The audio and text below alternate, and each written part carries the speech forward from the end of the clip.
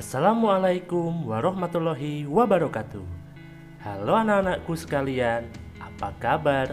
Semoga kalian dalam keadaan sehat ya. Hari ini kita akan belajar IPA tema 1, subtema 1, yaitu tentang perkembangbiakan tumbuhan secara generatif. Perkembangbiakan tumbuhan ada dua macam, yaitu perkembangbiakan secara generatif dan perkembangbiakan secara vegetatif.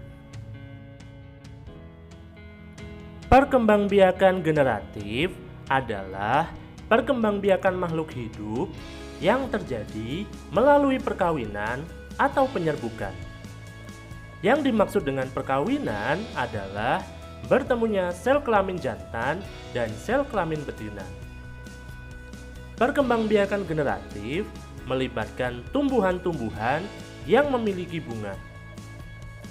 Perkembangbiakan generatif dialami oleh tumbuhan yang berbunga melalui bunga. Proses ini disebut dengan penyerbukan. Apa itu penyerbukan? Penyerbukan adalah jatuhnya serbuk sari pada kepala putik. Proses penyerbukan ini bisa terjadi melalui beberapa perantara.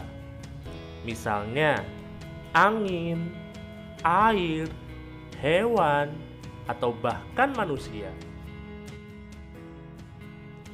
Sebelum kita masuk ke jenis-jenis tumbuhan yang mengalami perkembangbiakan secara generatif, kita akan mempelajari tentang bagian-bagian bunga dan fungsinya. Perhatikan gambar struktur bunga berikut.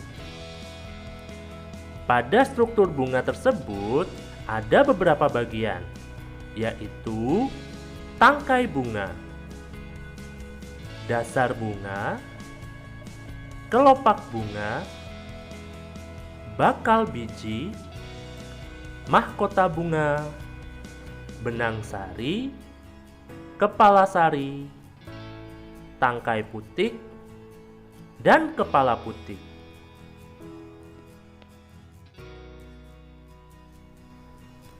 Fungsi bagian-bagian bunga.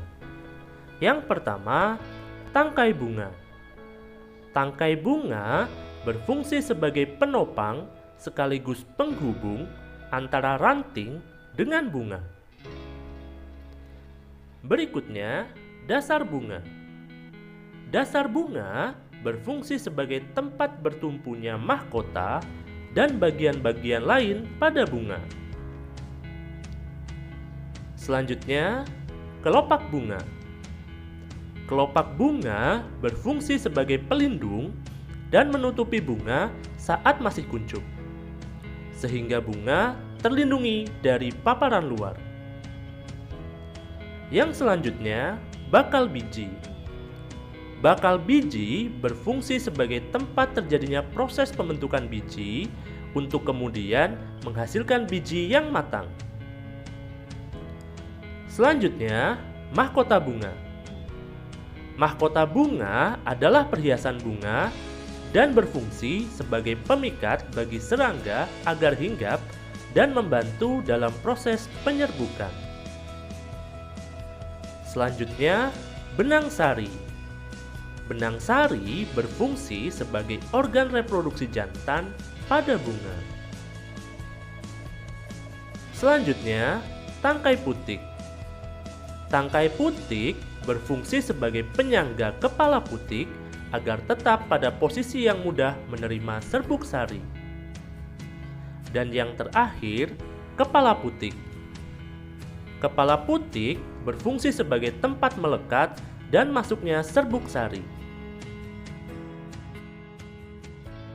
Nah, itulah tadi materi pembelajaran kita hari ini. Agar kalian lebih memahami materi tentang perkembangbiakan tumbuhan secara generatif, ayo kerjakan soal berikut ini.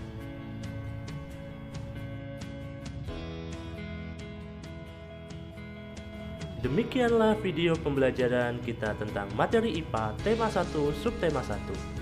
Semoga bermanfaat. Sampai jumpa di video pembelajaran berikutnya. Wassalamualaikum warahmatullahi wabarakatuh.